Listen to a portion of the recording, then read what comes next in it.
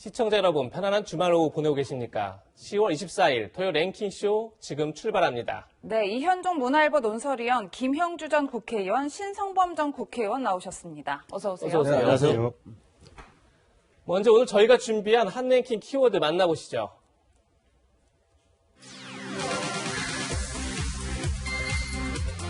네, 한 랭킹 키워드 4가지가 좀 준비되는데요. 끝장 국감, 언제나 후보, 윤석열 파문, 걱정 패닉. 첫 번째 한 랭킹은 한 대 쳐볼까? 끝장난 국감. 21대 국회 첫 국정감사가 막바지에 접어들고 있는데 어제 과방위 국감에선 월성 1호기 조기 폐쇄 결정의 타당성에 대한 감사원의 감사 결과를 두고 여야 의원 간 치열한 공방이 벌어졌습니다. 먼저 들어보시죠. 차장님, 산업부가 경제성 평가를 조작하지 않았다고 생각하십니까? 감사원 보고서에 어디에도 조작이라는 표현은 나오지 않습니다. 네. 한수원도 조작에 가담하지 않으셨습니까? 그런 일이 없죠. 산자부도 한수원도 경제성 조작을 하지 않았다면 그럼 누가 조작을 했을까요? 월성 1호기는 경제성이 낮아서 폐쇄했다는 입장에는 지금도 변함이 없으십니까? 종합적으로 판단했다고 말씀드린 적이 있습니다. 경제성, 안전성, 네. 정부 정책에 대한 협조, 규제 환경 이걸 종합적으로 판단했다고 몇 번 말씀을 올렸습니다. 네, 감사원이 감사 결과 경제성을 불합리하게 낮췄다 이렇게 평가했는데 이현종 의원님, 네. 지금 국감에 나온 정재훈 사장은 주의 욕을 받았단 말이에요, 감사원으로부터. 그렇죠. 여전히 아무 문제 없다 이런 입장인 것 같아요. 그러니까 결국 감사원이 정말 1년 넘게 감사를 해서 밝힌 결과에 대해서 지금 해당 기관장이 전혀 문제 없었다라고 이야기를 하고 있지 않습니까? 아마 그 원인은 사실 이제 감사원 감사에서 여러 가지 어떤 그 고발이나 이런 조치를 취했어야 됐는데 사실 이번 감사를 보면 이 내용 자체는 이제 평가를 했지만 이 어떤 차법 처리라든지 고발이나 이런 데 대해서는 상당히 좀 타협을 한 것 같아요. 예. 그래서 백운규 전 장관 같은 경우도 이제 뭐 고발하지 않고 이제 끝냈는데 이제 그렇다 보니 이제 지금 기관장들이 감사원 감사 결과를 못 믿겠다라고 지금 이야기를 하고 있는 거 아니겠습니까? 특히 이번 감사원 감사 결과를 보면 굉장히 치밀하게 한 측면이 있습니다. 예. 특히 월성 1호기 같은 경우는 이게 2022년도에 이제 폐로를 하게 돼 있어요. 그럼에도 불구하고 조기에, 즉 문재인 대통령이 고리 1호기 당시 폐로 행사에 가서 조속히 폐로는 좋겠다 이런 입장을 밝힌 이후에 예. 갑자기 경제성 평가를 이제 당시 산자부 하게 됐는데요. 문제는 이 경제성 평가를 처음에는 어떤 면에서 보면 85% 가동률로 했다가 그다음에 또 70%로 했다가 예. 그다음에 60% 낮춥니다.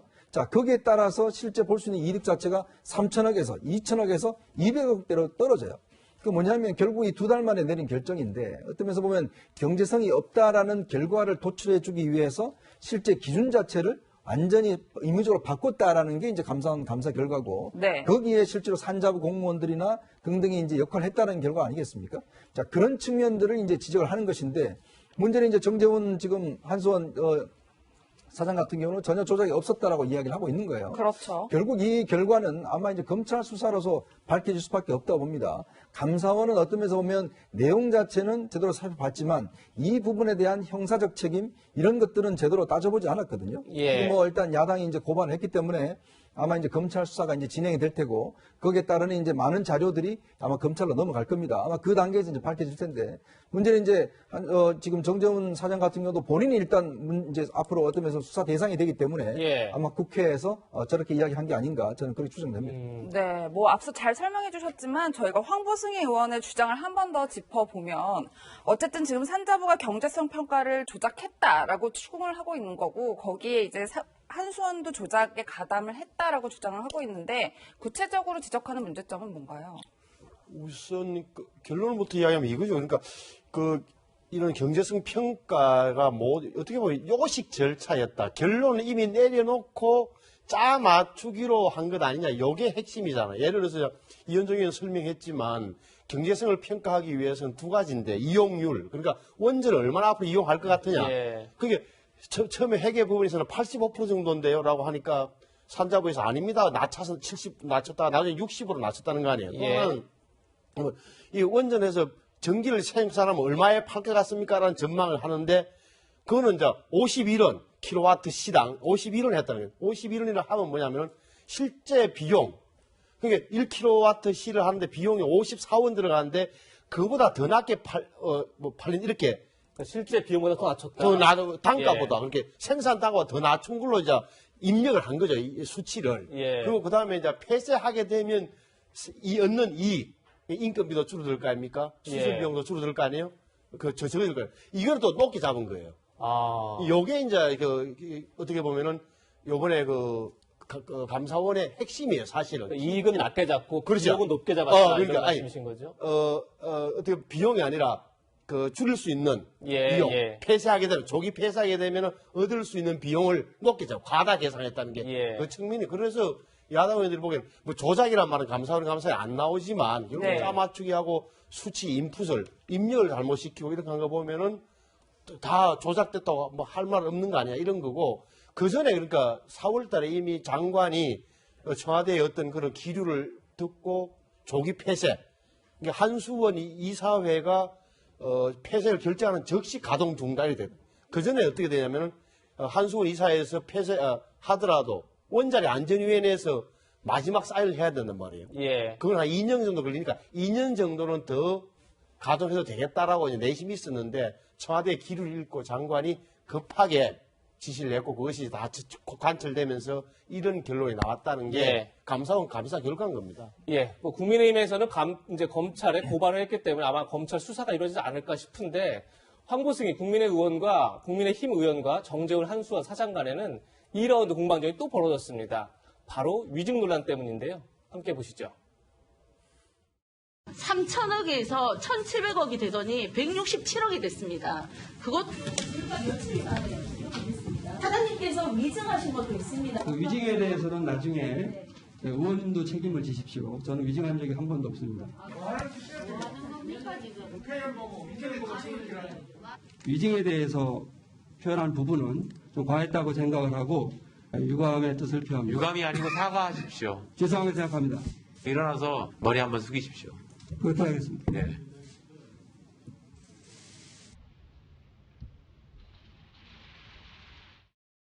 김영주 전 의원님, 지금 한수원 사장이 사과를 했는데도 위원장이 또 일어나서 정식으로 다시 사과를 해라. 그래서 일어나서 이제 허리까지 숙였는데 도대체 어떻게 된 내용인 거죠? 뭐 기본적으로는 황보승희 의원이 이제 질문한 것에 대해서 본인이 위정한 적이 없다라고 예. 하면서 거기까지 말했으면 되는데 예. 그러한 부분에 대해서는 의원님도 책임을 지십시오. 이렇게 얘기한 부분이 국회에서는 여야 할 것 없이 사실은 기관의 어떤 장이 말할 수 있는 발언의 수위를 넘어섰다고 생각하는 것이죠. 그렇기 때문에 단순히 그 부분에 대해서 과합니다라는 정도가 아니라 사실은 뭐 국회의 어떤 권위라든지 그런 것을 생각해서라도 이원욱 위원장이 이제 가감히 이제 일어서서 예. 말하자면 정중하게 다시 한번 뭐 사과를 시키는 그런 해프닝이 일어난 것이고요. 뭐 기본적으로 본인이 생각하는 것은 이런 것 같습니다. 실제적으로 보면 아까도 발언의 내용이 나왔습니다만은 경제성 부분을 좀 피해가면서 오히려 이제 안정성과 예. 정부 정책에 대한 협조 이런 부분 사실은 이것은 어떻게 보면 감사원 감사의 애당초의 감사 범위에 포함되지 예. 않는 거죠. 감사원이 말하자면 해달라고 한 것은 경제성과 임원에 대한 배임에 대한 부분이었기 때문에 예. 배임에 대해서는 문제가 없다라고 보고 감사성에 대해서는 경제성에 대해서는 문제가 있다고 얘기했는데 이제 말하자면 사장 입장에서는 뭐 경제성보다는 사실은 내가 그런 부분에 대한 부분은 어쨌든 안정성에 대한 강조 또 혹은 정부 정책에 대한 협조 부분을 더 말하자면 중요하게 생각해야 되는 거 아니냐 이런 것을 애둘러서 표현한 그런 것 같습니다.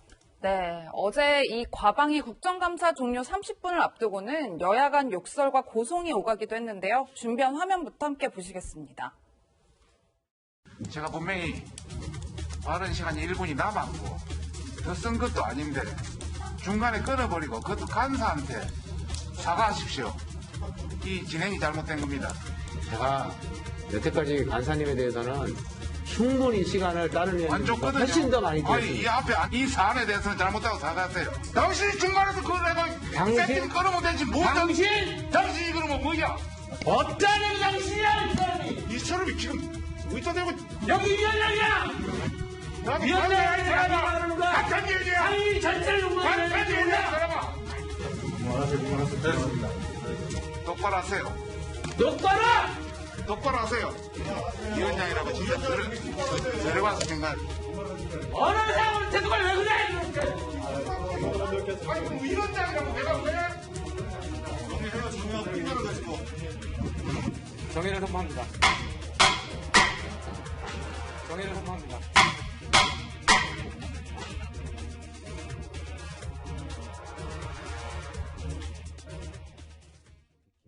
네, 위원님 정말 분위기가 험악한데 왜 이렇게 싸움이 난 걸까요? 참 요즘 그래서 국감이 일반 예능 프로보다 이렇게 인기가 높다는 이유가 바로 저런 데 있는 것 같습니다. 결코 좋은 평가는 아닌데. 네, 좋은 평가는 아니고, 어떤 보면, 지금 사실 저게 별 문제는 아니에요. 지금 이제 발언 시간 자체가 보면, 보통 이제 이 국감할 때, 보통 질의시간, 답변시간 7분이거든요. 거의 추가로 이제 1분 정도 더 하는 건데, 문제는 이제 추가 발언 더 하는데 이제 바로 끊어버렸어요. 그러니까 이 끊을 권한이 이제 위원장한테 있는 겁니다. 예. 그러니까 이제 야당 의원들 입장에서는 왜 말하는데 끊느냐라고 이야기하니까, 지금 이현우 가방위원장이 지금 좀 과하게 지금 화를 내는 것 같아요. 사실 이번에 보면 국회 전체 상임위가 다 여당으로 지금 위원장들로 갔지 않습니까? 야당이 이제 그렇죠. 거부를 해서. 네. 예. 그러다 보니 이제 원래 위원장을 생각 안 했던 분들이 위원장 된 분들이 꽤 많아요. 이제 그런 상황에서 어떤 면에서 보면 지금 저렇게 과도하게, 왜냐하면 위원장은요, 좀 그래도 이게 여야 간의 균형을 맞추고 좀 회의하고 원활한 운영을 위해서 뭘 해야 되는데, 예. 문제는 저렇게 너무 심하게 이제 화를 내버리니까 박성중 의원도 거기에 맞붙어서 지금 화를 내버린 거 아니겠습니까? 나중에 이제 이 의사봉이 때리는데 의사봉 자체가 지금 뭐 거의 날아가서 예. 그 정도까지 지금 치열하게 싸우다 보니까 결국 저렇게 해서 끝났습니다. 이제 끝나버렸는데 사실 이제 과학정보통신위 같은 경우는 해당 그 기관들이 꽤 많습니다. 이번에 이제 원전 문제도 있고 통신사 문제도 있고 여러 가지 중요한 문제가 많은 것이에요. 예. 근데 문제는 이게 여야 간의 균형이 맞으면 저렇게 사실 함부로 하진 않아요. 왜냐하면 이제 서로 힘도 맞고 또 기관장들도 여야 간의 균형이 맞으면 좀 조심을 합니다. 근데 이제 이번에 제가 국감을 쭉 보니까 일단 기관장들이 별로 무서워하지 않아요. 워낙 여당이 압도적이다 보니까 그냥 여당 코드에 맞춰서 이야기를 하고 야당이 뭔가 질의를 해도 그냥 무시해버리는 이런 현상들이 있는 거고요. 또 하나는 뭐냐면 이 운영 자체를 야당이 어떤 협조 필요 없이 여당만으로도 다 운영이 될 수가 있거든요. 네. 이 숫자가 부족하기 때문에. 그러니까 그런 면에서 여당이 너무 또 이게 일방적으로 운영하는 게 있어요. 그리고 또 이제 이게 여야 의원들 간에 이 문화적인 문제입니다만은 어느 때부턴가 사실 여야 의원들이 함께 밥을 안 먹는 습관이 있어요. 서로 이게 어떤 면에서 보면 옛날에는 여야 의원들이 저녁에 모여서 뭐 술잔도 하고 사실 이렇게 싸울 수가 없습니다. 왜냐하면 저렇게 또 뭐 인간적으로 할 수가 없으니까. 문제는 요즘은 서로 간에 교류가 없다 보니 저렇게 싸우더라도 화해도 하지도 않아요. 그냥 안 만납니다, 그냥.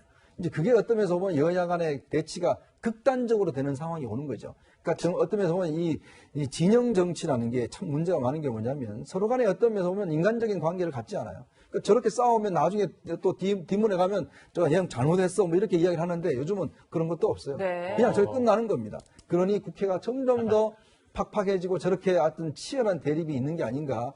예. 참 제가 이렇게 국회를 쭉 그동안 많은 국회를 봐오면서 점점 더 저런 현상이 심해지고 있다는 우려가 있습니다. 예. 네. 신성범 의원님, 네. 의원님도 재선 의원이시고, 저도 사실 국회를 오래 출입했지만, 위원장과 간사 간에 저렇게 삿대질을 하면서 고성으로 싸우는 경우 정말 그러게요. 못 봤던 것 같은데, 어떻게 보셨습니까? 우리 이현종 위원이 아마 국회 출입하면서 지적을 잘 해주셨는데, 이렇게 완전히 단절된 거예요. 여야가 완전히 짱하고 갈라진 거예요. 정확히 말하면. 그러니까 예. 저도 19대 이렇게 재선 의원 때 간사를 했어요. 간사를 했는데 어떻게 했냐면 위원장하고 여야 간사, 그 기관장, 장관이나 이렇게 부총리하고 간혹가다 이렇게 정기적으로 만났어요. 만나서 네. 뭐 이야기하느냐, 어려움이 뭐냐, 현안 어떻게 처리할 거 이렇게 한다고요. 예. 그다음에 상임위원회 끝나고 또 국정감사 때는 꼭 식사도 여야 의원 같이 하다 보면 이런저런 이야기를 많이 하잖아요. 인간적으로 이해도 하고. 그다음에 서로 막 이렇게 어떻게 보면 많은 분들은 근데 낮에는 싸우고 밤에는 뭐 같이 논다며 하면서 유권자들은 정치적 뒷거래가 있는 건 아니냐 비판하는 수도 있지만 그게 아니라 서로 이해를 높이고 협상과 어떻게 보면은 그런 게 되는데 안 하다 보니까 위원장과 간사가 저렇게 부딪히는 거예요. 사실은 위원장이고 간사라 하면 우리 간사는 일본식 용어인데 제 정확히 부위원장이거든. 여야 한 명씩 부위원장 두고 위원장이 있는 건데 네. 좀 평소에 이야기를 했으면 저런 이야기가 안 나와야 되는 거예요. 저 정도는 일분 갖고 싸우고 그걸 인간의 감정까지 곁들인 저런 거는 정말 삭막해진 여야 관계의 한 단면이다. 이렇게 보여주고 과기정통위가 이제 찾아보니까 의원이 20명인데 예. 12대 7대 1이에요. 여당이 12명, 아. 야당이 국민의힘이 7명, 무소 1명 이래 돼 있다. 그러니까 항상 이 야당 의원 입장에서는 피해의식, 예. 야, 우리가 당하고 있다는 생각할 테고 여당 입장에서 아까 보시면 알겠지만 당신들 없어도 우리 업무 추진하는데 아니면 뭘 법안 통과시키는데 전혀 문제 없어 이런 인식이 깔려 있는 거죠. 네, 이 의원님 그런가 하면 어제 이제 법사위 국감에 서 국방장관이 출석했는데 또 이 장관의 발언이 굉장히 논란이 되고 있어요. 다들 기억하실 텐데 저희 그 공무원 피격 사건 발생했었잖아요. 지난달 국방부가 사건 발생 직후에 이 북한이 공무원 이 씨를 사살하고 그 시신을 소각했다라고 발표했잖아요. 근데 어제 서 장관이 출석을 해서 이에 대해 추정된 사실을 단언적으로 표현해 국민께 심려를 끼쳤다라고 이 국방부 발표에 대해 사과를 했어요. 네. 이 부분은 어떻게 보셨나요? 사실 지난 9월 24일이었죠. 국방부가 이렇게 얘기를 발표를 했습니다. 우리 국민에게 총격을 다 가하고 시신을 불태우는 만행을 저질렀음을 확인했고 또 시신에 기름을 부었다. 이런 매우 구체적인 그런 어떤 사실을 공표했단 말이에요. 네. 이제 그 뒤에 여러 가지 어떤 그 사실관계에 대한 부분에 대한 공격들을 받고 그러다 보니까 실제로 그것이 맞나 안 맞나 이제 이런 부분을 하다 보니까 이제 와서 국방부 장관이 이제 단언적인 표현을 했다라고 하는 부분, 시신을 소각했다라고 하는 부분에 대한 모든 정보를 분석해서 했다는 것에 대해서 사과를 했습니다. 그래서 예. 이 부분은 상당히 이제 크게 두 가지, 이제 월북이라는 단어를 썼다는 것, 혹은 시신에 기름을 부었다라는 이런 부분에 대해서는 상당히 많이 후퇴한 거죠. 그런데 실제로 처음부터 그런 너무 구체적이고 적시한 발언이 있었기 때문에 예. 사실은 정부의 입지라든지 여러 가지 어떤 곤란한 부분이 많았기 때문에 어제 저처럼 추정된 사실을 너무 단언적으로 표현했다 이렇게 사과를 할 수밖에 없지 않았겠나. 그걸 통해서 말하자면 국민적 심려를 끼쳤다 이렇게 장관이 얘기한 예. 겁니다. 이현정 의원님, 네. 근데 이거 잘못 해석을 하면 결국은 북한의 통지문에 힘을 실어주는 결과다 이렇게도 볼 수 있잖아요. 네. 그렇죠. 이게 사실은 우리 군이 가지고 있는 정보 자산이라 이런 게 굉장히 첨단화되어 있습니다. 더군다나 우리 같은 경우는 한미 합동 자산이에요. 그러니까 그런 면에 따져 본다면 지금 북한이 볼 수 있는 거 어떤 면에서 우리 정부가 볼 수 있는 것들 사실 지난 이 사태 해수부 공무원 사태가 있었을 때 국방부가 비공식적으로 브리핑을 할 때 굉장히 상세하게 브리핑을 해줬어요. 예. 당시의 내용들을 거의 뭐 본 듯이 이야기를 했습니다. 그만큼 우리가 어떤 면에서 보면 특수정보라고 그러죠. SI 정보를 이용을 해서 많이 볼 수가 있는 거예요. 자, 그런 상황에서 지금 이 말이 언제부터 바뀌었냐면 그 이후에 23일 날 그 밤중에 있었던 청와대 회의 때부터 그때부터 정부의 입장이 바뀌기 시작합니다. 그때부터 월북이라는 사실이 이제 기정사실화 한 상황이죠. 자, 그 다음에 이제 북한에 통지문이 오니까, 우리가 좀 잘못 본 것 같다? 그리고 그때 그 청와대가 무슨 발표를 했냐면, 우리는 그냥 TOD 영상으로 불빛만 본 것밖에 없다. 이렇게 이야기를 한 거예요. 네. 그러니까 어떤 면에서 보면 군이 스스로가 어떤 면에서 보면 우리가 잘못했다는 걸 시인하는 것인데 문제는 국민들의 의심이 뭐냐면, 아니, 그렇게 수많은, 돈을 들여서 정보자산을 만들어서 확인했음에도 불구하고 군이 저렇게 이야기를 한다면, 형체로 보면 그런 거 아니겠습니까? 북한이 저렇게 이야기하니까 거기에 맞춰서 우리가 군 입장을 바꾼 것처럼 지금 느껴지지 않습니까? 예. 저 청와대도 마찬가지고요. 물론 그렇기 때문에 저는 저런 식의 어떤 그러면 과연 우리 국민들이 군에 대한 신뢰도가 얼마나 있을까라는 그런 부분들은 좀 우려스럽습니다. 네.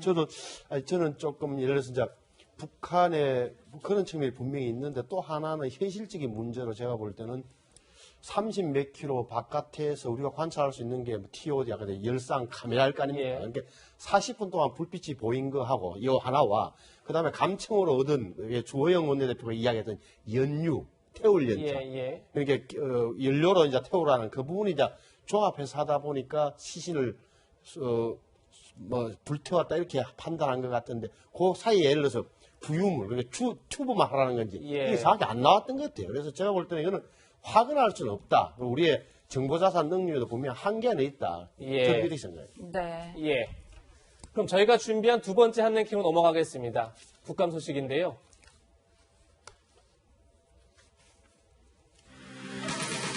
한랭킹 제목은 전세난 호도. 호도 날까 겁나서 이렇게 달았습니다.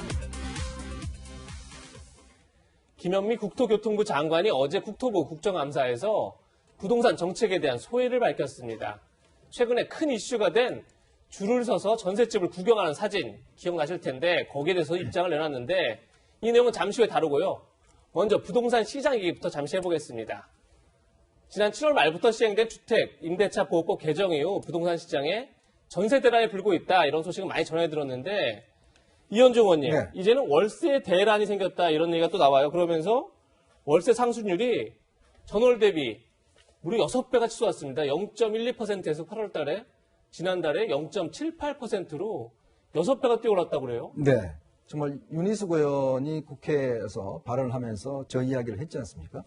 그랬을 때 뭐 과장됐다, 과도하다 이렇게 여당들이 평가를 했는데 네. 그 결과 그대로 지금 나타나고 있는 것 같습니다. 즉 집값 상승에 이어서 그 다음에는 지금 69주째 전세가 상승하고 있어요. 예. 자, 이제 전세 물량이 없다 보니 이제 그 시장이 결국은 월세로 갔는데 지금 월세가 지금 한 달 사이에 6배가 상승을 했습니다. 예. 저도 사실 느끼고 있어요. 제 주변에 지금 집을 내놓고 하는 월세 들어온 분들 같은 경우에 지금 보니까요.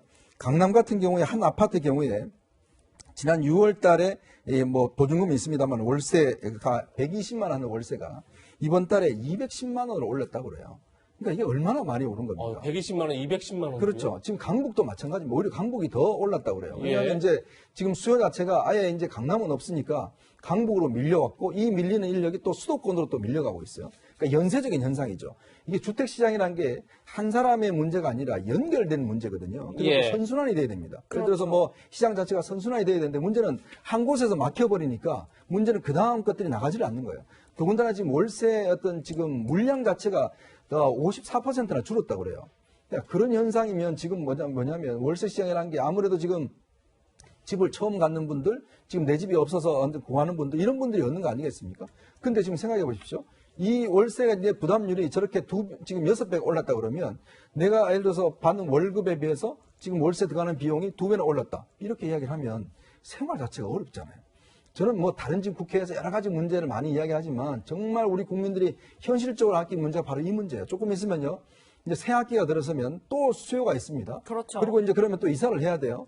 자, 그러면 지금 학교를 그러면 애들 바꿔야 되는데 문제는 물량이 없으면 어떻게 합니까? 예. 학생을 놔두고 갈 수가 없지 않습니까? 그렇죠. 이게 굉장히 저는 심각한 문제가 되리라 봐요. 근데 문제는 지금 이 문제를 그냥 정부에서는 단순히 이제 전체 물량 자체는 충분하다라고 이야기를 하고 있지만 신규로 들어오는 사람들이 꽤 많지 않습니까? 이 물량도 계산 못할 뿐더러 지금 홍남기 부총리 본인이 지금 겪고 있는 문제 아니에요. 예. 근데 지금 너무 뭐 좀 잘못된 게 있다. 단순히 사과 한마디로 지금 넘어갈 수 있는 저는 차원은 아니다라는 생각이 듭니다. 네. 예.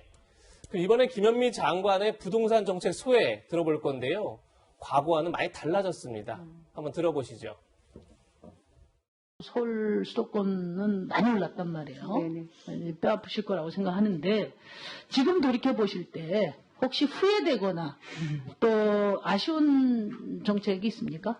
나중에 기회가 되면 이제 이런 자리에서 말씀을 나중에 하셔야지 어디서 말씀드리죠. 말씀하세요? 예, 예? 뭐 곤란하신 게 많은가 봐요. 장관님 뜻대로 안 된 게 많은가 봐요. 나중에 말씀드릴게요. 당당하신 장관 뜻이 왜 이러세요? 네, 뭐 다 주택 정책을 맡고 있는 저의 많은 실수도 있었고 아쉬운 점도 많고 그렇습니다. 진짜 의원님. 네네. 지금까지는 굉장히 김현미 장관이 부동산이 안정되고 있다 이런 얘기를 많이 했는데 어제 심상정 의원이 굉장히 집요하게 물어봤어요. 그랬더니 이번에는 실수도 많았고 아쉬움도 많다. 굉장히 아쉬움 많이 표현했어요. 이렇게 달라진 이유가 있을까요? 아무래도 현장의 반응, 현장에서 이미 정책이 튕겨 나오잖아요. 반발이 생기고 예. 홍남기 부총리가 팔지도 못하고 사지도 못하는 이런 상황에 처한 게 임대차 3법의 결론적인 거잖아요. 국민들에 비춰지는 모습. 예. 그래서 저는 그래서 실수인지 뭐 정확하게 말씀 안 하셔갖고 뭘 실수했고 좀 더 심상정 의원이 그럼 뭐가 실수했고 뭐가 아쉬운 거냐로 좀 더 캐물었으면 좋았을 텐데 예. 두리뭉실에 넘어갔는데 결국은 지금 뭐 집값이 그럼 잡혔느냐, 그럼 매매가는 안정됐느냐, 주거복지는 국민들이 믿을 수 있는 수준에 대해서 답을 못하네. 실수인지 실패인지 이런 표현도 좀 실수냐 실패냐. 야, 저는 뭐 국민들 입장에서 그렇게 생각하는 거예요. 여러분 이게 갖고 있어도 세금이요, 팔아도 세금, 입구와 출구를 다 막아놓은 이런 부동산 정책, 세금 정책밖에 안 보이는 이 정책이 성공했느냐? 그런 데서 모든 국민들이 지금은 고개를 흔들고 있잖아요. 물론 예. 시간이 있기 때문에 뭐 내년 초점 어찌될지는 모르겠으나 지금까지 봐서는 굉장히 제가 볼 때 실패했다고 보는 건데, 그래서 어제 뭐 김현미 장관의 태도가 옛날처럼 고집은 안 피우는데 좀 자기 그 고백으로서 좀 부족했다 생각. 네, 뭐 이런 가운데 앞서 언급했듯이 전세 대란의 상징처럼 된 사진 한 장이 있죠. 이제 사진 보실 텐데요. 서울의 한 아파트 전셋집을 보려고 이렇게 긴 줄을 늘어선 모습입니다. 김 장관, 이 사진에 대한 사연을 어제 국감에서 소개했는데요. 영상부터 함께 보시겠습니다. 정말 제비뽑기 있었는지 실제 상황을 알려주셨으면 좋겠습니다. 줄을 길게 섰던 아파트가 사진에 되게 많이 나왔습니다. 그래서 조사를 해봤더니 그 집은 주택임대 사업자로 등록된 집이어서 다른 집보다 한 1억에서 1억 5천 정도 쌌다고 합니다. 주인이 그때 한창 코로나 시기였는데 대부분 안 보여주는데 그 집은 몇 시에서 몇 시까지 오면 보여주겠다라고 얘기를 했고 또 그 지역이 이제 소형평 10평 정도만 있는 큰 대단지인데 20평대 아파트가 얼마 안 되는데 이제 평형도 그런 거였고 가격도 그런 거였고 집주인 임차인의 이제 또 이제 보여주겠다는 의사가 있고 그래서 그 시간대에 많은 분들이 모였다. 그게 이렇게까지 파장을 낳을 줄은 몰랐다. 이렇게 얘기를 했다고 합니다. 그러면 또 이제 근데 이런 이야기를 하면 전세난을 이제 호도하는 장관 이렇게 또 보도가 났기 때문에 저희가 말을 좀 많이 좀 아꼈습니다. 네, 사실 뭐 언론에서 저희가 저 사진을 두고 전세난을 대표하는 사진이다 이렇게 소개를 많이 했었는데 김 장관의 설명에 따르면 다 그럴 만한 이유가 있어서 사람들이 몰려든 거다 뭐 이렇게 설명을 하는 것 같아요. 네, 그때도 아마 그런 이야기를 뭐 제가 들은 적이 있는 것 같은데 이게 사실은 다른 데보다 좀 가격이 많이 낮게 나와서 사람들이 많이 몰렸고 또 이제 이게 이제 어떤 이 임대업자가 있으셔서 그렇게 했다는 거는 말씀드렸는데요. 문제는 사실은 이게 원래 단적으로 이게 이제 보여져서 그렇지 실제로 저런 현상들이 일어나고 있다는 게 현실입니다. 지금 뭐 김현미 장관도 본인도 이야기했지만 저게 아니라고 그러면 제가 뭐 사업을 오더하기 위해서 하는 것 같아서 이야기를 하지만 실제로 제 주변에도 그런 일이 있었고요. 네. 그리고 요즘은 이제 방역비라고 해서 한번 집을 보는데 한 5만 원씩 주고 이렇게 보는 경우도 있어요. 네. 그만큼 전세가 이제 없다는 겁니다. 사실 요즘 아시겠지만 지난번에 홍남기 부총리 사태 때도 보면 그 염리동 주변에 전세가 딱 3채 났다고 하는 거 아니겠습니까? 3,000세대 대단지 아파트에 전세가 한 채도 없는 경우도 있고 특히 요즘은 이제 이 전세를 가지신 분들이 실제로 이제 본인들이 이제 그냥 들어가 살겠다는 분들이 꽤 있고, 왜냐하면 이제 또 1년짜리 전세도 있대요. 그러니까 왜냐하면 이게, 어떤 면에서 보면 서로 이제 이 세입자, 임대자 간에 합의를 해서 그냥 1년만 살겠다, 이렇게 해서 들어가는 분들도 꽤 있다는 거죠. 네. 왜냐하면 이게 계약갱신권을 지금 하게 되면 한 4년 동안은 하지 못하는 상황이거든요. 그렇죠. 더군다나 지금 요즘 대출 같은 경우도 보면 굉장히 많이 쪼여 있기 때문에 실제 전세가 없어서 사실 저희 회사 후배들 같은 경우도 지금 전세를 옮겨야 되는 그 사람들이 굉장히 고생을 많이 하고 있습니다. 그렇다 보니 서울을 떠나서 지금 출퇴근 시간은 더 길어진 외곽으로 옮겨가고 있어요. 네. 예. 단지 저는 김현미 장관이 뭐 실수였다, 뭐 실수한 게 있다 이렇게 해서 넘어갈 수 있는 문제가 아니라고 봅니다. 이 문제에 좀 심각성을 하고 왜 이런 건지 결국은 이게 국민들 한 사람 한 사람이 지금 겪는 고통이 얼마나 되는지 당국자들이 좀 알긴 하는지 모르겠어요. 예. 그렇다면 정책이 잘못됐다면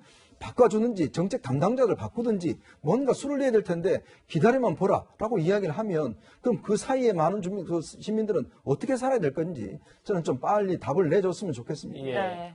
김영주 전 의원님, 조금 전에 봤던 저 줄이 길게 선 사진 자체가 사실은 좀 너무 약간 과장됐다 이런 얘기를 김현미 장관도 하고 싶었던 것 같습니다. 그러니까 이게 일반적인 사례가 아니라 굉장히 다른 지역에 비해서 평수도 크고 그리고 워낙 전세값이 싸게 나와서 이렇게 많이 몰린 거다. 근데 그런 얘기를 하면 전세난을 호도한 장관이 될까봐 얘기 못했다. 이렇게 얘기하면 굉장히 흥미롭던데 어떻게 보셨습니까? 본인도 그런 걸 의식하는 거죠. 예. 저는 오히려 저 줄을 쓴 장면 자체가 예. 한편으로는 오히려 제가 보기에는 줄을 쓸 수 있는 기회조차도 없어요, 지금. 아, 예. 사실은. 저거는 그래도 나은 편이에요. 네. 근데 저렇게 줄을 쓴 것은 오히려 뭐 전세값이 낮았기 때문에 또 소형평수기 때문에 그렇다는 것은 일반적으로 보는 저거보다 상황이 좋다라고 하는 건데 그 말 자체가 사실은 현실과 동떨어진 판단이다, 장관의 판단이다. 이제 그런 인식을 어차피 본인 스스로도 의식하고 있지 않느냐. 언론이 거기에 대해서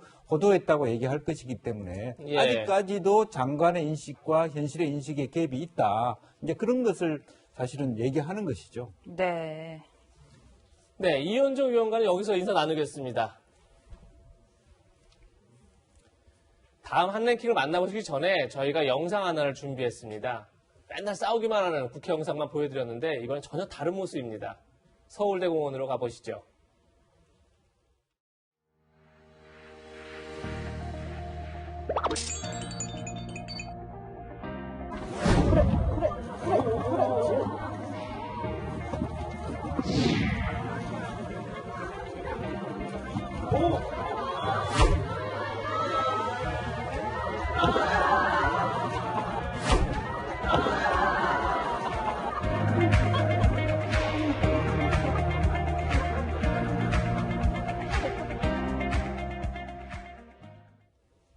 네, 김 전 의원님 지금 보신 거북이요. 네. 서울대공원에 있는 한 몸 길이가 90cm까지 자라는 세계에서 세 번째로 큰 육지 거북이라고 하는데요. 저희가 뭐 제목에서도 달았지만 의리 거북이라고 달아봤어요. 스스로는 못 일어난다고 하는데 영상 참 재밌네요. 네. 저는 뭐 어리를 뛰어넘어서 집단적인 어떤 생존 본능 아닌가. 이것은 너 그대로 누워있으면 사실은 도저히 혼자서 안 되고 우리가 가버리면 생사에 그렇네요. 말하자면 문제가 있기 때문에 네. 어리 차원의 문제가 아니라 집단 무의식적으로 우리는 너를 같이 살려야 된다라고 하는 책임의식까지 느껴지는 예. 그런 순간 아닌가 싶습니다. 신재로 의원님, 네. 저희가 저걸 준비한 이유가 네. 사실 저희 거북이가 상대를 위해서 이타심을 발휘한다. 이게 사육사들도 볼 수가 없대요. 근데 저렇게 이타심을 발휘한 거죠. 동료 거북이를 위해서. 정말 대단하지. 근데 왜 정치권에서는 이 동료들을 위해서 이타심이 발휘가 안 되는 건가요? 그렇다고 해서 너무 거북이보다 못하다는 표현 하지 마시고 정말 진화의 산물이에요. 진화. 예. 이기적 유전자라는 말을 많이 쓰지만 이타적 유전의 어떤 산물인 거죠. 예. 오랫동안 지혜로워진 거예요. 결국은. 참 대단합니다. 저는 서로가 조언을 하고 커뮤니케이션 하면서 돕는다는 게 사람이 배워야 될 점은 분명히 있는 것 같아요. 예. 네. 그럼 이제 세 번째 한랭킹 지금 만나보겠습니다. 세 번째 한랭킹 제목은 정치권 파문 일으킨 윤석열 총장의 한마디.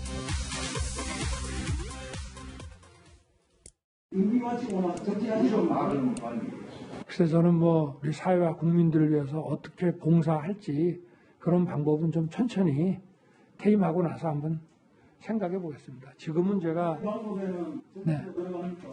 그래서 그건 뭐 제가 지금 말씀드리기 어렵습니다. 저는 뭐 정치의 소질도 없고 정치할 생각은 없다. 네, 김광산 변호사 나오셨습니다. 네, 안녕하세요. 방금 들으셨지만 어제 새벽 국감을 마치기 직전 윤 총장이 한 바로 이 말. 정치에 생각이 있느냐 이렇게 물으니까 지금은 말씀드리기 어렵다. 바로 이 말의 파장이 지금 상당한데요. 지난해 7월 인사청문회 때와는 확연히 다른 느낌입니다. 김 변호사님. 네. 확실히 달라진 거죠? 네, 지난 뭐 7월 예, 정치할 인사청문회 생각도 때. 없고 소지도 소지도 없다고 없다. 얘기를 했잖아요. 그러면 윤석열 총장은 정치할 생각은 전혀 없구나 이제 그 당시 기준을 하면. 그렇죠. 근데 우리가 이제 정치라는 것이 생물이고요. 언제든지 마음을 변화할 수가 있는 거거든요. 그런데 아마 총장 임기가 굉장히 많이 남아 있고 초기라고 하면은 또 본인이 정치할 생각이 있었다 하더라도 이걸 좀 숨겼을 거예요. 그렇지만 지금 상황 자체가 예. 어떻게 보면 윤석열 총장 개인의 입장에서 보면 여권으로부터 굉장히 압박을 받고 뭐 수사질권도 박탈당하고 뭐 그런 처지잖아요. 예. 본인은 내가 이대로 말 수는 없다. 내가 기회가 되면 한번 해보겠다는 생각을 충분히 가질 수 있다고 봅니다. 그래서 어제 처음에 임기 후에 어떻게 할 것이냐 하니까 본인이 뭐 향후에 있어서 국민을 위해서 어떤 식으로 봉사를 굉장히 생각한다고 했다. 거기까지는 뭐 그렇게 정치라는 게 뭐 할 것이라 생각이 안 들었는데 예. 김도부 의원이 정치도 포함되어 이렇게 물어봤잖아요. 그렇죠. 그건 지금 말하기 어렵다 이 말은 정치할 생각도 열어두고 있다. 저는 그렇게 들릴 수밖에 없거든요. 그런데 사실 어제 저 발언 자체가 그 이후에 굉장히 많이 파장을 낳고 있잖아요. 예. 그래서 정치를 하려면 여권에서는 나가서 정치를 하라는 거고, 그렇죠. 또 그다음에 야권에서는 뭐 물론 반기는 차원도 있지만 오히려 그 순수성을 그런 식으로 질문하면 문제가 네. 된다고 또 거기에 반대하는 입장도 있는 것 같습니다. 네, 뭐 앞서 말씀 주신 것처럼 윤 총장 뭐 정계 진출 여부에 확답을 하지 않았잖아요. 그런데 이를 두고 여야의 반응은 엇갈리고 있습니다. 들어보시겠습니다. 정치를 할 수도 있다는 얘기로 들리는데요. 저분들하고 호흡이 맞고 의견이 같거나 하면은 별로 저는 좋은 길이 아니다. 그래서 저는 일관되게 윤석열 총장, 우리 당이 뭐 영입해야 된다, 정치할 것이다, 반대하고 있는 입장입니다. 정말요? 그렇습니다. 네, 신현님 그런데 뭐 주호영 원내대표도 우리 당 입당을 반대한다라고 이야기하고 있고 당장 국민의힘 내에서도 의원들 간의 의견이 엇갈리고 있는 것 같아요. 그럴 수밖에 없잖아요. 내년 7월에 임기를 갖고 있으니까 현직 검찰총장이 정확한 입장을 밝히지 않은 상태에서 말할 수도 없는 거죠. 그러니까 기다려보는 건데 제 개인적인 느낌으로는 정치할 생각이 없다는 것보다는 기회가 되면 해볼 수 있다는 생각을 하는 거 아닌가 싶어요. 왜냐하면 약간 분노잖아요. 정치를 시작하게 되는 게 상당히 분노라고. 근데 제가 볼 때는 현 정치 질서에 대해서 윤 총장이 분노를 느끼는 거예요. 그다음에 또 하나는 기질이 맞아요. 내가 보니까 개인적으로 모릅니다만 답변하는 태도, 예. 어떻게 보면 거침이 없잖아요. 예. 그 좌고우민하지 않고 막 쏟아내는 거, 그다음에 친구들 좋아한다는 소문, 그다음에 선후배들 잘 챙긴다, 뭐 이런 거. 그다음에 제가 볼 때 중요한 게 구수의 힘이에요. 구수의 힘이요. 예, 제가 볼 때 그게 좌절과 실패의 경험을 갖고 있는 사람이잖아요. 9번 사업 시험에 떨어져 본 사람이란 말이에요. 예. 저 내공이라는 게 간단치 않다고 저는 느꼈어요. 그래서 저는 좀 자질은 되는 것 같다. 그런데 우리 알다시피 이제 관료 출신들이 갖고 있는 한계를 분명히 봤잖아요. 뭐 네. 총리도 계셨고 뭐 다 봤는데 과연 어떤 길을 윤석열 총장이 다음에 가게 될까? 첫째 변수는 내년 7월까지 갈 수 있을까? 대통령이 자르지 않는 이상. 본인은 뭐 아예 잘라면 잘라는 태도 아닙니까? 예. 자르지 않는 이상 자기는 마치겠다는. 마치게 된 후에 임기를 다 마쳤는데 과연 보수진영, 국민의힘 쪽에서 그렇게 효용 가치가 있어 보일까? 국민들이 어떻게 판단할까? 이런 변수는 남아있는 거죠. 예. 네. 김영준 의원님, 뭐 지금 신성모 의원께서도 뭐 여러 가지 변수가 있다 이렇게 얘기를 하시는데 가장 중요한 건 국민의힘에 역시 주자가 없다. 이게 굉장히 큰 변수 중 하나인 것 같아요. 그러다 보니까 관심이 큰 것 같은데 어떻게 보세요? 예. 뭐 겉으로 보기에는 어쨌든 이렇게 호불호가 나뉘죠. 어떤 분은 뭐 아직은 아니다, 필요 없다라고 하지만 사실은 김웅원 같은 분들은 필요하다. 예. 레디에이터 같은 그런 사람들이 있을 수 있고 여전히 여론조사 본인은 원치 않지만 여론조사상에 안철수 대표 다음으로 어떤 지지를 갖고 있다면 안철수도 사실은 당내 인사가 아닌 차원에서 그렇죠. 그렇다라고 하는 것은 굉장히 매력적인 인사가 하나 있고 더군다나 이제 국민의힘 입장에서는 이 매력적인 사람의 매력저와 맷집을 여당이 만들어주고 있는 형국이거든 사실은. 네. 여당이 만들어주고 있다. 예. 예. 그럼에도 불구하고 본인은 국감장에서 임기를 마치겠다고 얘기를 했어요 사실은. 그렇기 때문에 아직은 저 사람을 보호해 줄 필요가 있다. 예. 그 뭐 정치를 하든 안 하든 나중 문제고 잠재적 대선 주자 하나 정도를 당 밖에 남기는 그런 효과가 있기 때문에 지금 현재 가장 정무적 판단이 없는 사람들이 야당 의원들이고요. 빨리 들어오라, 뭐 잘했다, 뭐 이렇게 하는 것들. 오히려 그 사람을 편안하게 그냥 있는 그대로 놔두는 것이 훨씬 더 국민의힘 입장에서는 좋지 않을까 그렇게 생각이 듭니다. 네, 김 변호사님, 윤 총장의 이 발언 이후 홍준표 무소속 의원이 즉각 이제 본인의 의견을 내놨는데 SNS에 한 이틀 전만 해도 못 살게 굴던 사람을 대선 후보로 배알도 없는 막장 코미디다 이렇게 비판을 하더니 제가 오늘 오전 SNS에 들어가 봤더니 잘 모실 테니 정치판으로 와라 이렇게 이야기를 하고 있어요. 속내를 어떻게 해석해야 될까요? 속내는 만약에 물론 윤석열 총장이 어디로 갈지 모르겠어요. 예. 만약 국민의힘을 선택한다고 한다면 이건 잠재적 경쟁자로 볼 수 있잖아요. 그러니까 아마 처음에서는 굉장히 경쟁심에 의해서 견제구를 날렸다고 봐요. 그래서 뭐 막장 코미디다 뭐 이런 식으로 얘기를 했는데 그냥 홍준표 의원의 입장에서 가만히 생각해보니까 이것을 어떻게 보면 공정한 경쟁자로 생각하는 게 아니고 좀 뭔가 본인의 이미지에 문제가 있을 수 있죠. 그러니까 거기에 잘 모실 테니 그다음에 마음이 변한 게 아니고 제가 볼 때는 좀 약간 정치적인 수사를 한 것이다 이렇게 봐요. 그렇기 때문에 아마 그 앞부분 배알도 없는 막장 코미디야 거기에 좀 뭐 중점이 있다고 저는 뭐 생각이 듭니다. 개인적 생각이. 개인 의견으로 하겠습니다. 예. 국민의힘 같은 경우에 제가 뭐 한 말씀 드리자고 한다면 사실 지금 굉장히 유력한 잠재적 후보가 없잖아요. 예. 이런 상황에서 누굴 받고 안 받고 그런 게 아니고 지금 외연을 넓히 한다고 보거든요. 근데 사실 지금 국민의힘이 사실 뭐 현 여당이 뭐 어떻게 보면 실수도 많이 하는 경우에도 지지도가 안 오르고 있어요.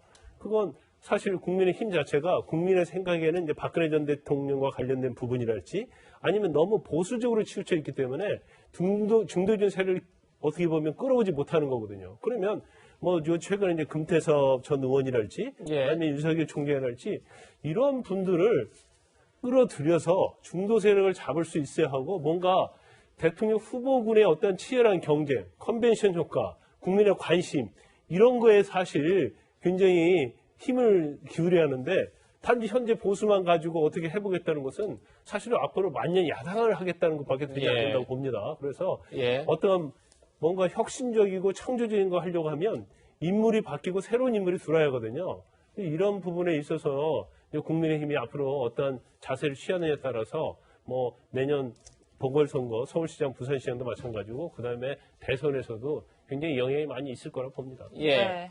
김영준 전 의원님, 이제 민주당 얘기를 좀 해볼게요. 민주당 입장에선 윤석열 총장의 저런 어떤 정치에 나갈 수 있다 이런 신호가 어떤 의미일지 한번 짚어보고 싶은데 사실 민주당 입장은 굉장히 고민일 것 같아요. 왜냐하면 비판을 하면 할수록 조금 전에 말씀하셨지만 우리 윤 총장의 몸값을 더 키워주는 꼴이 될 수 있기 때문에 수위 조절이 필요할 것 같은데 어떻게 보십니까? 그러니까 두 가지 의미죠. 지금 현재 내년 7월까지 임기를 그대로 하면서 이런 정치를 할 수 있다라는 그런 얘기를 한다는 것은 검찰 내부에서의 말하자면 어떤 소위 윤석열 사단의 잠재력인 말하자면 분산을 막아내는 역할도 하거든.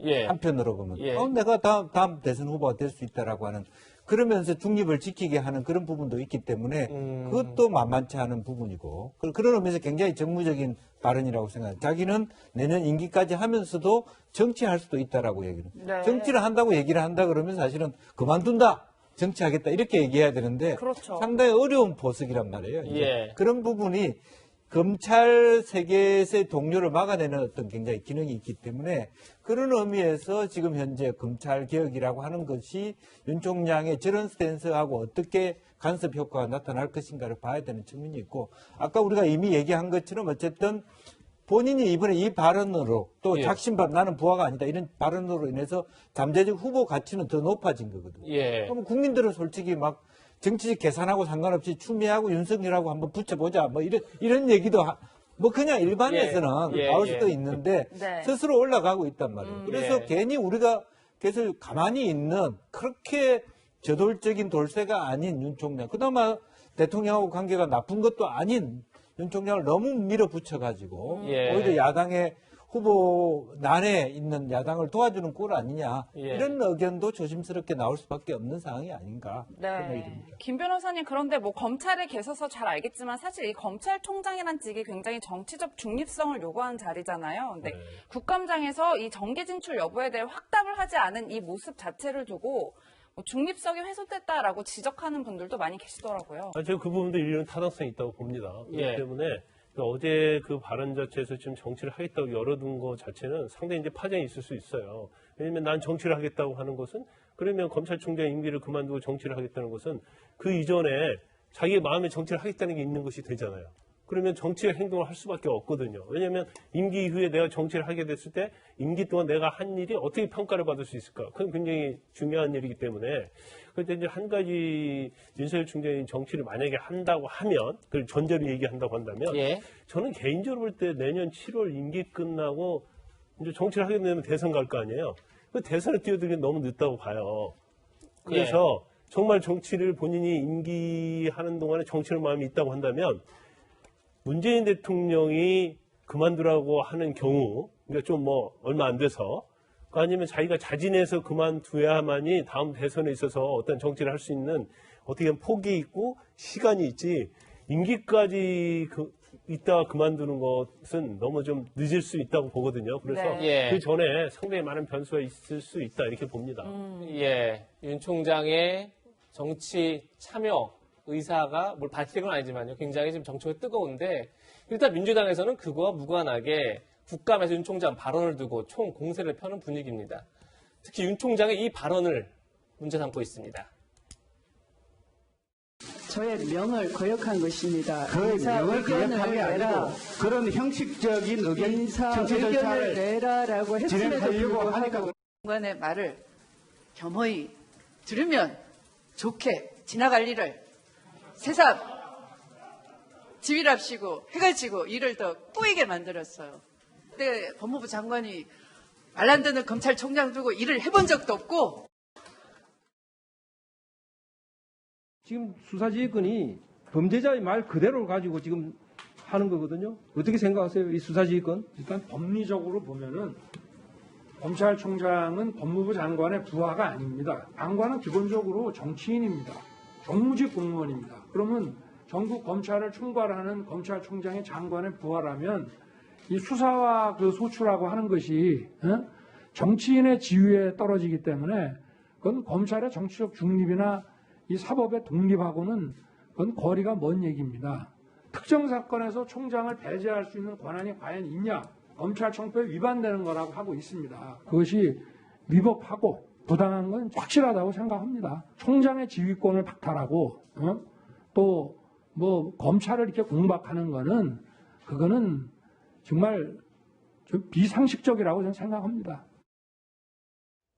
김광삼 변호사님, 그러니까 추미애 장관은 검찰총장이 내 명을 거역했다 이런 표현도 쓰고 그리고 수사 지휘권을 여러 차례 발동을 했죠. 반면에 지금 윤석열 총장 입장에서는 수사권 지휘 발동 자체가 그냥 위법하고 부당하다. 나는 법무부 장관의 부하가 아니다. 이러면서 지금 맞서보는 상황인데 지금 법조에서 논란이 굉장히 많을 것 같아요. 정리를 좀 해주시죠. 추미애 장관의 말의 취지 자체는 부하나 다름없이 얘기를 해요. 뭐 거역이랄지 잘나먹었다 이런 얘기를 하는 것은. 그런데 윤석열 총장은 국감에 나와서 부하가 아니다 이렇게 얘기를 하고 있는데 이게 사실 뭐 우리가 두부 자르듯이 부하다 아니다 이렇게 말하기는 굉장히 어려운 측면이 있습니다. 예. 법적으로 보면 이제 검찰청법의 제8조에 보면 검찰 사무를 법무장관이 감독을 하고 구체의 사건에 대해서 검찰총장을 지휘하도록 되어 있잖아요. 예. 그러면 지휘자로서는 상관이죠. 그렇죠. 또 정부조직법에 보면 이제 검찰청 자체가 법무부의 외청이에요. 그러니까 일종의 뭐 산하기관이기 때문에 상급자라고 볼 수는 있어요, 있기는. 예. 그런데 일반적으로 공무원 사원에 있어서 상명하복에 의한 부하 관계냐. 이제 부하라는 것은 사실 법률적 용어가 아니지 않습니까? 그렇죠. 예. 근데 부하라는 용어는 굉장히 예속적인 의미를 우리가 말하는 거잖아요. 예. 그래서 사실은 헌법이랄지 아니면 법률의 취지에 보면 검찰총장이 외청이긴 하지만 굉장히 정치적 중립성의 의미를 부여하고 있고 또 검찰이라는 존재 자체가 기소를 하고 수사하는 기관이잖아요. 그래서 법무부 장관이 사실은 적극적으로 관여하는 것에 대해서는 어느 정도 제한이 있고 관행적으로 해왔기 때문에 일반적인 공무원사의 상명하복 관계다 이렇게 말할 수는 없어요. 예. 그래서 상급자는 맞지만 일반적으로 마음껏 부릴 수 있는 그런 상급자로 봐서는 안 된다는 거죠. 네. 이런 가운데 앞서 보신 추 장관의 이 거역 발언을 두고 이번 국감에서는 국어사전 공방까지 벌어졌습니다. 영상 함께 보시겠습니다. 부하라는 단어를 검찰총장이 한번 썼다 그래가지고 이렇게 민주당 의원들이 발끈하는 이유를 모르겠어요. 저는 왜 검찰총장이 부하라는 단어를 썼을까? 이 법무부 장관이 거역이라는 단어를 썼습니다. 거역이라는 단어는 신하가 왕의 명령을 거부할 때 거역이라는 말을 쓰는 거거든요. 우리가 지금 조선시대입니까? 21세기 민주주의 국가에서 어떻게 검찰총장에 대해서 법무부 장관이 내 말을 거역했다는 얘기를 씁니까? 추미애 장관의 제왕적 법무부 장관이라는 증거가 거역이라는 단어에 함축되어 있는 겁니다. 제가 방금 찾아봤어요. 표준 국어대사전. 거역을 제가 읽어드릴게요. 윗사람의 뜻이나 지시 따위를 따르지 않고 거스름. 이렇게 돼 있어요. 그러니까 신하가 왕의 명령을 거스른다는 이 장제원 의원의 장제원 국어사전이 1인 국어사전이에요. 네이버 국어사전에 들어가서 명을 거역, 예문이 나와요. 그는 감히 임금의 명을 거역했다. 제가 어찌 전하의 명을 거역하겠나이까. 제가 어찌 나리의 명을 거역하겠습니까? 이거 장제원 국어사전이 아니고요. 표준 국어대사전, 고려대 한국어대사전에 나온 명의 거역에 대한 이 해석입니다. 그러니까 장제원 국어사전이 맞았어요. 네, 신 의원님 이렇게 국어사전까지 등장했는데 이 설정 어떻게 보셨나요? 부하라는 말도 그렇고 거역이라는 말도 안 맞는 거죠. 부하라는 건 이제 말씀하셨지만 그 과학적 법률적 용어가 아니잖아요. 굉장히 감정이 투영되는 말이고 거역이라는 말도 그러니까 계속 이제 추 장관하고 윤 총장이 부딪히는 게 다 아시겠습니다만 둘의 캐릭터 문제도 있고 그다음에 사사건건 하나는 내 말 들으라. 이렇게 말 안 듣는 총장 처음 봤다는 장관. 왜 이 지금 안 해왔던 법무장관, 역대 법무장 안 하던 짓을 왜 저한테 하려고 합니까? 라는 윤 총장에 부딪히고 있는 거죠. 근데 저는 이제, 아까 얘기했습니다. 요번에 국정감사를 통해서 윤 총장이 얻은 거는 내가 볼 때 더 큰 거는 정치정리보다도 검찰 내부의 응집력을 높인 거예요. 제가 볼 때는 그동안 이렇게 인사 잘못도 윤 총장이 총장 되면서 인사를 처음 잘못했다고 제가 들어보니까 그래가지고 약간의 검찰 내부의 균일이 생겼어요. 그러다가 이번 기회에 남부지검의 수사 문제를 추 장관이 이야기하다 보니까 검찰 전체의 문제로 치환돼 버렸다. 그러다 보니까 근데 그저께 이제 국감에서 총장이 저렇게 버티니까 우리 총장이 잘한다는 의견이 제가 볼 때는 적어도 검사 내부에서는 많았을 테고 검사 장악력이 윤 총장이 높아진 거예요. 이게 어떻게 보면 여권이나 추 장관의 사이 아픈 대목일 수 있어요. 또 하나 놓친 것은 윤 장관이 그럼에도 불구하고 검찰 만능론자, 검찰주의자처럼 비친 측면이 있어요. 저 처음에 부하라는 말 쓰면 사실 제가 볼 때 총장으로서는 어울리진 않았다. 제가 지휘 감독은 봤습니다만 일반적인 의미의 상하관계는 아닙니다. 이렇게 표현했으면 좀 더 정확했을 텐데. 예. 그러니까 부하라는 말을 쓰니까 이 어색해지. 그러면 당장 그럼 그럼 통장은 통제를 안 받냐? 그렇죠. 국민적 통제를 안 받냐는 말이 나오잖아요. 그러니까 예를 그 말이 맞죠. 무인지하 만지상이란 말이냐? 예. 무의 통제도 안 받고 그러면 누구에 책임지지 않느냐? 그건 아니잖아요. 그렇죠. 네. 검찰권이 완전 진공 상태에 행사되는 건 아니란 말이에요. 예. 거기에 대한 이제 그 온고집 같을까? 검찰총장으로서는 굉장히 출중한 모습이겠으나 뭔가 좀 부족해 보이는. 전 예. 그 대목은 윤 총장이 마이너스다. 손해본 거다라고 생각해요. 네. 김영준 의원님, 그러니까 지금 뭐 4명의 거역과 나는 부하가 아니다 이게 지금 맞서고 있는데 뭐 누가 먼저 잘못했느냐, 뭐 누가 더 책임이 크냐 굉장히 논란이 많을 것 같은데 김영준 의원님께서 어떻게 이 사안을 보고 계십니까? 그러니까 기본적으로 보면은 아까 신승범 의원 지적이 정확하다고 보여져요. 예. 그렇다면 이제 민주주의 사회에서는 법률적 정당성을 갖고 얘기를 해야죠. 예. 그러니까 부하다, 명을 거역하다 이런 건 사실은 560 때나 옛날에 조선시대 때 그야말로 하던 이야기 아닙니까? 그런데 예. 그런 의미에서 보면은 말하자면 윤 총장이 부하라는 단어를 들고 나온 건 적절하지 않았다고 생각하고 가는 그런 거잖아요. 장관은 사실은 대통령의 부하이지만 국회의원이 여당 국회의원 대통령 부하입니까? 부하일 수도 있고 아닐 수도 있는 거죠. 그럼 법률적에 따라서 국회의원 스스로도 하나의 단일한 어떤 개인적인 결정 체제 아닙니까? 사실은 검찰총장도 외청이라는 차원에서 독립성을 갖고 있죠. 뭐 그렇지만 검찰청 발조에 의하면 장관이 지휘할 수 있는 선에 있는 거지 않아요. 다만 예. 장관이 뭘 잘못하면 그냥 총장만 지휘해야 되는데 구체적인 사건을 지휘함으로써 문제를 발단시키는데 그 문제 우리가 비판할 수 있는 근거는 법률적 근거에 의해서만 가능한 거거든요. 네. 부하다 아니다. 이것은 사실은 말하자면 보수 정치에서 나오는 개념이라고 보기 때문에 보수 그런 차원을 정치요. 그럼요. 예. 뭐 패트론 클라이언틸리즘 후견자다. 내가 위에 왕이다. 부하다.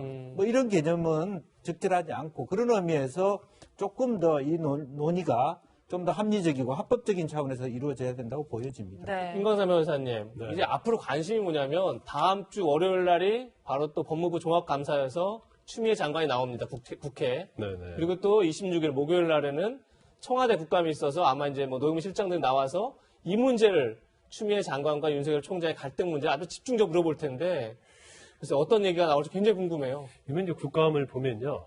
결국 추미애 윤석열 국감이라고 볼 수가 있어요. 예. 다른 건 다 묻히고 말아서 사실은 언론에 잘 보도도 되지 않습니다. 보도돼도 관심이 없어요. 그러면 사실 이제 윤석열 총장이 국감에서 워낙 작심발을 했기 때문에 이제 여기에 막 아주 포인트가 되는 언론 스포트라이트 받는 그런 문구가 많았잖아요. 뭐 중상모략이랄지 대통령부터 임기를 다하라는 메신저를 받았다랄지 부하가 아니다랄지 수사지권 배제한 거 유법이랄지 예. 아주 중요한 거에 대해서 다 작심발을 해왔기 때문에 네. 이 부분에서 아마 여당 의원들은 이걸 또 다시 뒤집기 위해서 추미애 장관에게 또 물어볼 거예요. 예. 그러면서 윤석열 총장의 어떤 발언 자체가 법적으로나 아니면 여러 가지로 잘못됐다는 걸 또 다시 이걸 대두를 시키겠죠. 예. 그다음에 청와대 국감에서 여러 가지 중요한 게 있겠지만 윤석열 총장과 관련해서만 얘기한다면 대통령이 메신저를 누굴 통해서 임기를 다하라고 했느냐. 예, 꼭 근데, 물어보겠죠, 아마도. 네, 이것도 사실은 청와대에서 부인을 하고 있지는 않거든요. 그렇죠. 네. 그러면 여권에서는 계속적으로 사퇴하라고 계속적으로 주장을 하고 있고 대통령은 또 사이드로 메신저 통해서 임기를 채우라고 얘기를 하고 있으니까 이 엇박자가 난 거단 말이에요. 예. 대통령의 진위가 뭐냐. 이와 관련해서 또 야당 의원들의 또 아주 집요한 그런 공격이 있을 걸로 보입니다. 네. 네. 신성범절 의원과는 여기서 인사 나누겠습니다. 감사합니다. 네, 저희가 준비한 오늘 마지막 한 랭킹 지금 만나보시죠. 오늘의 한 랭킹 마지막은 맞느냐 마느냐 그것이 문제 이렇게 나갔습니다. 독감 백신 어떻게 해야 할지 정말 고민이 많으시죠? 다음 주에는 만 62세 이상 무료 접종이 시작되는데 맞기도 안 맞기도 참 난감한 상황입니다. 무엇보다 질병관리청은 접종 중단은 없다는 입장인데 지방자치단체 또 지역 병의원별로 자체적으로 접종을 보류하는 일이 잇따르고 있습니다. 현장에서 얼마나 혼란스러운지 조현선 기자가 취재했습니다. 리포트 보시고 이야기 나누겠습니다. 최근 전국에서 독감 백신 접종 뒤 사망자가 속출하자 지자체 권고나 또는 병원 자체 판단에 따라 셀프 접종 중단을 선택하는 병원들이 생겨나고 있습니다. 영등포구 보건소의 권고에 따라 이 지역 병원들은 대부분 독감 백신 예방 접종을 중단했는데요. 어떻게 진행되고 있는지 직접 들어보겠습니다. 독감 백신 하시나요? 비용 내고 받는 거 품절됐어요. 무료 독감은 다 지금 보류돼서 이번 아마 다음 주까지는 안 될 것 같아요. 정부가 결정을 내리지 못한 사이 지자체 권고 사항으로 접종 중단 여부를 각 병원 판단에 맡기고 있는 상황. 무료 접종만 보류할지, 접종 기간이 어느 정도인지 등 제각각일 수밖에 없습니다. 구청 권고 있어가지고요. 일단 30분만 보류해요. 원장님 수요일 이후로 한번 다시 확인해 보신다고 하셨거든요. 무료는 안 돼요. 그거는 모르겠어요. 접종 자체를 아예 중단한 병원도 있습니다. 저희가 일단은 독감 백신을 좀 보류하고 있어요. 그러면 유료나 무료나 둘 다예요? 독감 자체를 보류하고 있어가지고요. 시민들의 불안감은 커져만 갑니다. 지금은 문제니까 맞으면 안 되지. 큰일 나요. 지금 맞으면 다 주사를 맞은 사람이 우리 아들한테도 못 맞겠어요. 주사를 맞은 사람도 찜찜하긴 마찬가지. 되려 기자에게 어떻게 해야 할지 묻습니다. 지금 불안하죠. 그러면 어떻게 되는 거예요? 이거 맞은 사람은. 제가 제 몸을 이제 체크하는 거예요. 저는 안 그랬는데 어디가 이상했나? 경북 포항시에서도 접종 보류가 시작됐는데 권고 사항일 뿐 본인이 원하면 접종 자체를 막을 수는 없습니다. 지금 일반 유료 접종은 없고요. 80세 이상 무료 접종은 가능한데 본인들이 원하실 경우에는 놔드리고 있어요. 저희도 선뜻 말씀 못 드리고. 계속된 사망자의 정부와 엇박자까지 시민들의 고민은 깊어지고 있습니다. 채널A 뉴스 조현선입니다. 네, 지금부터 신상엽 감염내과 전문의와 함께하겠습니다. 어서 오세요. 네, 안녕하세요. 네, 교수님 앞서 리포트에서도 보셨지만 정말 혼란스러운 것 같은데 현장은 지자체에서는 이 접종을 좀 보류해달라 권고를 하고 있고 질병청에서는 그럴 필요는 없다 이런 입장인 것 같아요. 이제 중요한 거는 이제 독감 백신과 접종이 정말 인과관계가 있느냐 없느냐거든요. 사실 올해 이제 독감 백신은 매년 만드는데 올해 같은 경우 뭐 상온 노출이나 뭐 백색 입자 때문에 사람들이 이제 그 독감 접종에 대해서 조금 이렇게 경각심을 가지고 좀 이렇게 관심을 가지고 있는 상황에서 17세 청소년이 이제 뭐 접종 이후에 뭐 며칠 후에 사망하는 이런 사건이 벌어지면서 이제 이런 신고들이 이제 갑자기 늘어나지 않았습니까? 예. 네. 근데 이제 여기서 조금 이제 저희가 살펴봐야 될 게 저 같은 경우도 이제 접종을 했고 제가 이제 접종 시켜드린 분들을 또 지금 올해 수천 명인데 저도 걱정이 됩니다. 근데 예. 좀 이렇게 냉철하게 좀 따져봐야 될 것들이 있습니다. 예를 들면 어떤 어르신이 뭐 심근경색으로 갑자기 사망을 하셨습니다. 근데 그 전에 했던 그 행동들을 봤더니 식당도 가셨고, 뭐 버스도 타셨고, 접종도 하신 적이 있어요. 근데 이게 이제 뭐 사인을 모르면 또 보호자들은 이분 접종 받고 사망하셨다라고 신고를 할 수밖에 없는 게 이제 현재 이제 상황이지 않습니까? 근데 네. 실제로는 연관성이 없는 사건이잖아요, 앞에.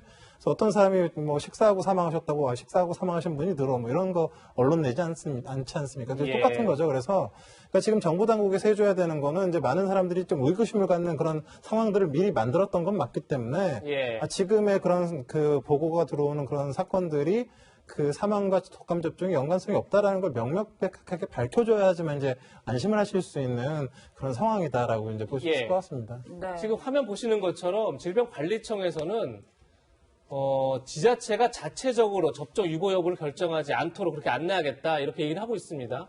그런데 이미 일부 지자체들은 접종 보류를 권고하고 있고 또 지자체 상관없이 병의원들이 자체적으로 보류하는 데도 많이 있더라고요. 그러니까 이게 굉장히 혼란스러운 것 같은데 앞으로 병의원이 더 늘어날 수도 있잖아요. 접종 안 해주는 의원들. 지금 제 생각에는 이제 중요한 건 뭐냐면 이제 독감 백신이 1945년부터 거의 뭐 75년간 사용하여 오면서 그 독감 백신으로 인해서 나타날 수 있는 부작용이나 사망률에 대해서 이미 잘 연구가 되어 있습니다. 예. 근데 독감 백신은 결국은 그 접종 이후에 30분 이내에 중증 알레르기 반응인 아나필락시스나 아니면 일부에서 접종 후 수주가 지나서 생기는 뭐 길랭바레 같은 그런 신경학적 합병증들이 알려져는 있는데요. 지금 나타나는 현상들은 보통은 그냥 접종 후 며칠 안에 그냥 사망했다 이런 건데 예. 아나필락시스와도 맞지도 않고 중증 신경학적 부작용과도 맞지가 않습니다. 일반적 부작용과 맞지 않는다. 예, 그래서 지금 지금 사망하신 건들이 실제적으로 이게 정말로 접종에 의한 것인지에 대한 그런 검증이 필요한 상태고요. 실제 지금 2009년 이후로 25건 정도의 이제 이런 유사한 접종 후에 사망했다는 신고들이 있어 왔는데, 예. 24건은 알고 봤더니 아까 말씀드렸던 접종과는 아무 상관이 없었던 기저질환 악화 이런 것들이었고, 한 건 역시도 뭐 신경학적 합병증으로 입원하셨던 건 맞는데, 흡입성 폐렴으로 사망을 하셨기 때문에, 네. 접종 후에 이렇게 며칠 안에 돌아가셨던 전례 자체가 우리나라에서 없고, 전 세계에서도 찾기가 사실 힘듭니다. 예. 그러니까 이런 부분들을 고려해서 사실은 이제 증거가 없이 무작정 이런 정책을 결정을 하거나 이렇게 중단을 시키는 것도 옳지가 않기 때문에 네. 방역 당국에서 지금 촉각을 다퉈서 이제 계속 협의를 하고 부검도 하고 하면서 이제 확인을 하고 있는 걸로 보이고요. 그 방역 당국의 안내에 맞춰서 좀 발맞춰주는 것들이 좀 필요하지 않을까 생각이 듭니다. 네, 그런데 대한의사협회 측은 그제 긴급 기자회견을 열어 백신 접종 유보를 권고하고 나섰습니다. 직접 들어보시겠습니다. 현재 시행되고 있는 인플루엔자 관련 모든 국가 예방접종과 일반 예방접종을 일주일간, 즉 2020년 10월 23일부터 10월 29일까지 유보할 것을 권고한다. 잠정 유보 기간 동안 사망과 백신 접종과의 인과성 등 백신 및 예방접종 안전성에 대한 근거를 확보할 것을 요청한다. 네, 교수님 앞서 방역당국의 지침을 좀 따라줄 필요가 있다라는 말씀 주셨는데 당장 의사협회 측에서는 좀 유보하라는 입장이에요. 굉장히 혼란스러워요. 이제 의사협회 입장에서는 이제 마치 이제 그 접종 유통 과정에서 어떤 문제가 있어서 이제 어떤 책임을 지는 상황들이 벌어질 수 있는 그런 부분들에 대한 우려가 좀 있었던 것 같고요. 실제적으로 이제 지금 의사협회 회장도 얘기를 하고 있지만 인과관계를 일주일 동안 유보한 동안 밝혀주면 좋겠다라는 그런 의미이지 않습니까? 그러니까 예. 안 하겠다라는 의미보다는 인과관계를 확실하게 밝힌 다음에 우리가 안전하게 사람들한테 안전하다고 설명을 해주고 이제 접종을 하게 해줬으면 좋겠다라는 그런 의미이기는 한데요. 네. 실제적으로 지금 이제 정부 당국에서는 계속 이제 발표를 하고 있는 상황이기 때문에 그리고 연관성이 없다라는 것들에 대한 그런 부검이나 이런 결과들이 나오고 있어서 사실 이제 어느 정도는 좀 체계적으로 이제 같은 이제 발을 맞춰서 가는 것들이 필요할 것 같습니다. 네. 예. 전문의 입장에서 보실 때는 백신 자체에 문제가 없다 이쪽으로 많이 이렇게 생각을 하시는 것 같습니다. 이제 어떤 게 있냐면요. 지금 아시겠지만 65세 이상 어르신들이 329만 명이 이번 접종을 하셨고요. 예. 12세 미만 어린이가 328만이 접종을 했습니다. 그러니까 같은 백신을 접종했는데 지금 아시겠지만 신고는 모두 다 어르신들한테만 나오고 있거든요. 아이들한테는 나오고 있지 않고 있어서 이건 무슨 말이냐면 백신 자체에 어떤 구조적인 문제가 있었다라 그러면 전 연령대에 걸쳐서 다 여러 보고들이 나와야 되는데 이제 그런 것들이 보이고는 있지는 않아서 백신 자체의 생산이나 이런 문제나 이런 가능성들은 좀 떨어지고 또 합병증에 의한 발생 같은 경우는 아까 말씀드렸지만 아나필락시스나 중증의 신경 이상 반응과도 여러 정황이 맞지가 않는 부분들이 많아서 그러니까 지금 보시는 것처럼 26건의 분석 사례가 있는데 부검이 진행된 게 20명이고 부검이 아직 안 된 게 6명인데 네. 전부 다 독감 백신과는 인과관계가 없어 보인다 이런 게 지금 방역당국이 발표한 거죠. 네, 그렇습니다. 그러니까 이제 돌아가셨는데 심근경색으로 돌아가셨는데 이제 독감 접종 이후에 이렇게 돌아가셨으니까 독감 접종이 혹시 원인이 아닌지에 대해서 밝혀달라 이런 이제 신고가 온 거기 때문에 그런 이제 밝히는 과정들을 하고 있다고 보시면 될 것 같습니다. 네, 교수님 어쨌든 아직까지 보건당국이 확정을 내리진 못하고 오늘 오전까지 지금까지 이제 회의를 하고 있다 이렇게 뉴스가 전해지고 있는데 어떤 결론이 난다라고 저희가 볼 수 있을까요? 사실 전문가 입장에서 독감 백신 맞고 이렇게 저렇게 사망할 수 있다는 것 자체를 듣도 사실 보도 못한 이런 상황이기 때문에 믿어지지가 않고 그러니까 증거가 좀 있으면 거기에 대해서 이제 저희가 이제 뭐라고 말씀을 드릴 수가 있는데 지금까지 나온 증거는 과거 신고 들어왔던 거와 비슷하게 기저질환 악화 등이 주된 원인이었다라고 일단은 지금 보고를 하고 있기 때문에 그걸 이제 봐야 될 것 같고요. 하나 지금 이제 논의가 되고 있는 게 로트보누라 그래서 같은 생산 시설에서 만든 그런 백신들 중에서 유사한 사례 사례들이 많이 나오게 되면 혹시라도 그 제조 공정상의 그 백신들이 위험성이 있을지를 모르는 그런 상황들이 있을 수 있습니다. 그래서 그런 것들을 혹시라도 이제 2명 이상이 나온 예. 그런 이제 러트버너에서 나온 그런 백신들을 어떻게 할 거냐 정도에 대한 그런 얘기들이 있을 것 같습니다. 네. 네. 코로나19 관련 소식도 잠깐 짚어보겠습니다. 어제 신규 확진자가 155명, 55명이 나와서 굉장히 많은 분들이 놀라셨을 텐데 오늘 신규 확진자는 77명으로 2자릿수로 줄었습니다. 다행히 사흘 만에 2자릿수로 내려왔는데 지금 전문의님, 그래도 여전히 지금 요양병원, 재활병원 이런 데 중심으로 퍼지고 있는 것 같아요. 이건 굉장히 좀 위험한 신호가 아닌가 싶기도 한데요. 굉장히 좀 이제 우려가 되는 부분이 있는 게요. 이제 연초에 그 유럽에서 이제 코로나19가 대유행을 했을 때 사망자의 절반이 요양원에서 나왔습니다. 예. WHO에서 이게 발표했었던 거거든요. 그래서 그 다른 곳보다 이제 요양병원이나 이런 요양원 같은 곳에서 이렇게 대규모 유행이 있게 되면 사망자 수가 폭증할 수밖에 없기 때문에 어찌 보면 그런 부분들을 이제 방역 당국에서 좀 더 신경을 써서 막아야 되는 그런 부분들이 지금 이제 제기가 되고 있는 것 같습니다. 네, 변호사님 뭐 이쯤 짚어볼 얘기가 사실 방역만큼 저희가 소비 생활도 중요하다는 이야기 많이 했었는데 정부가 지난 22일부터 이 소비 할인권 지원 사업을 재개를 했어요. 그런데 이렇게 코로나19 확진 환자가 3자릿수 갔다 2자릿수 갔다 좀 늘어나는 추세다 보니까 또다시 이 쿠폰 발행 재개가 코로나19 대확산의 악몽을 불러오는 것 아니냐 이런 우려들이 있더라고요. 그럼 우리가 이제 충분히 있을 수 있다고 봐요. 우리가 지난 8월에 이제 소비자 쿠폰 발행한다고 그래서 굉장히 논란이 많이 있었잖아요. 예. 그래서 결국 이제 확산이 많이 되다 보니까 이제 발행이 중지가 됐어요. 그런데 이번 내용을 보면 말이죠. 우리가 보통 단품 경영 같은 게 자제하라고 그러잖아요. 그렇죠. 단품 경영은 상당히 야외에서 이루어지는 거고 예. 흩어지기 때문에 위험들은 굉장히 낮습니다. 그런데 이번에 소비자 쿠폰 발행에서 할인을 해주는 혜택을 보면 그 굉장히 실내에 우리가 밀집 장소로 할 수 있는 뭐 공연장, 영화관, 미술관 이런 것이거든요. 아, 다 실내 장소네요. 그렇죠. 그래서 사실 특히 뭐 공연장 같은 경우에는 뭐 물론 뭐 거리두기를 할 수 있습니다만은 거리두기만 갖고는 되지 않는다고 보거든요. 단순한 이제 환풍 장치도 있을 정도 된데 그러면 이게 또 확산의 계기가 되는 것이 아니냐. 그런 또 논란이 좀 있을 수 있고 또 한 가지 지금 이렇게 소비자 쿠폰을 다시 혜택을 주는 이유가 지금 굉장히 경제적인 측면이 있지 않습니까? 그런데 영화관이랄지 뭐 박물관 이런 거에서 할인 혜택을 준다고 해서 과연 이게 뭐 중소기업이랄지 아니면 자영업자들에게 예. 소비 활성화하는 데 도움을 줄 수 있느냐. 그래서 제가 볼 때는 어떠한 경제적인 효과도 없으면서 잘못하면 결과적으로 확산의 위험도를 높이는 그런 경우가 될 수 있어서 걱정이 좀 많이 됩니다.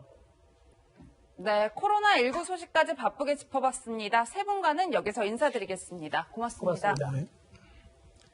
저희는 60초 광고 뒤에 돌아오겠습니다. 네, 저희는 다음 주 더 알찬 소식으로 찾아뵙겠습니다. 네, 시청해주신 여러분 고맙습니다.